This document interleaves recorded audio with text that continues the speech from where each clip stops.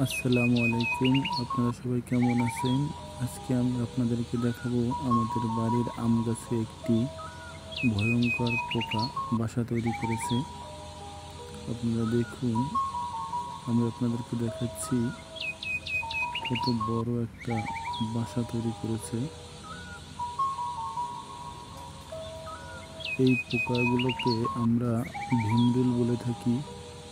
এই পোকাগুলো যদি অতিরিক্তভাবে মানুষকে কামড়ায় তাহলে মানুষের মৃত্যু পর্যন্ত হতে পারে। দেখুন, অনেকগুলো ডিম পাড়ছে এবং অসংখ্য হাজার হাজার পোকা রয়েছে। অত্যন্ত ভয়ঙ্কর এই পোকাটা।